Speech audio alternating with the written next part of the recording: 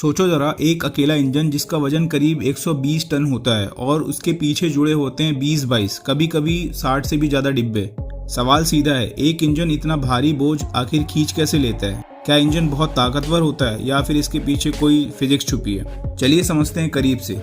ये locomotive 12 cylinder twin turbo 4 stroke diesel engine पर चलता है। हर सिलेंडर में एक इंजेक्टर होता है जो डीजल को दहन कक्ष कंबस्टन चैम्बर में स्प्रे करता है। इंजन के नीचे एक विशाल फ्यूल टैंक होता है जिसमें 5000 गैलन से भी ज्यादा डीजल भरता है, यानी कई लंबी यात्राओं के लिए काफी है।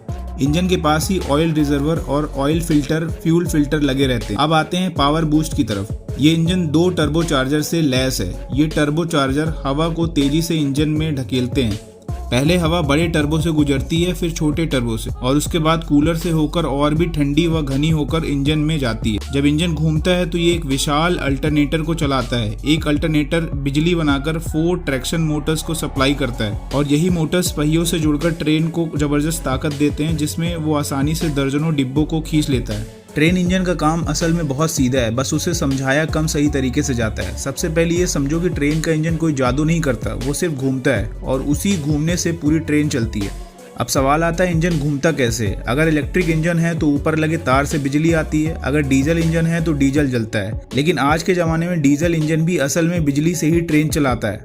डीजल इंजन के अंदर डीजल जलता है, उससे एक जनरेटर घूमता है और वो जनरेटर बिजली बनाता है, फिर वही बिजली मोटर तक जाती है। अब मोटर क्या करती है? मोटर बस एक काम करती है, घूमती है। जैसे कि हमने आपको वीडियो में पहले ही बता दिया, जब मोटर घूमती है तो उससे जुड़ा हुआ पहिया भी घूमने लगता है। ट्रेन के हर बड़े पहिए के साथ एक मोटर जुड़ी होती है। जैसे साइकिल में पैडल घुमाओ तो पहिया घूमता है, वैसे ही मोटर घूमती है तो ट्रेन का पहिया घूमता है। अब जब पहिया घूमता है और वो पटरी को पकड़ता है तो ट्रेन आगे खिसकती है। यहाँ एक बहुत जरूरी बात समझो, ट्रेन का पहिया रबर का नहीं होता, लोहे का होता है, और पटरी भी लोहे की होती है।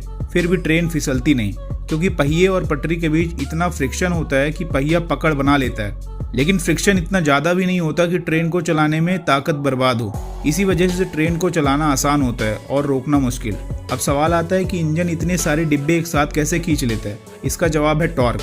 टॉर्क का मतलब होता है घुमाने की ताकत। ट्रेन इंजन बहुत तेज नहीं दौड़ता, लेकिन बहुत जोर से खींचता है। जब इंजन चलना शुरू करता है तो वो एकदम से पूरी ट्रेन को नहीं खींचता। पहले वो अपने ठीक पीछे वाले डिब्बे को खींचता है, फिर वो डिब्बा अगले डिब्बे को खींचता है, फिर अगला अगले को। इस तरह पूरा बोझ धीरे धीरे आगे बढ़ता है। इसी वजह से ट्रेन स्टार्ट लेते समय झटका नहीं देती, बल्कि धीरे धीरे चलती है। अगर इंजन एक ही झटके में पूरी ट्रेन खींचने की कोशिश करे तो डिब्बे को जोड़ने वाली कपलिंग टूट जाएगी। अब अगर इंजन ज्यादा ताकत लगा दे तो पहिए वहीं घूमने लगते हैं। इसे व्हील स्लिप कहते हैं। इससे बचाने के लिए आजकल ट्रेन में कंप्यूटर लगे होते हैं जो देखते रहते हैं कि पहिया फिसल तो नहीं रहा।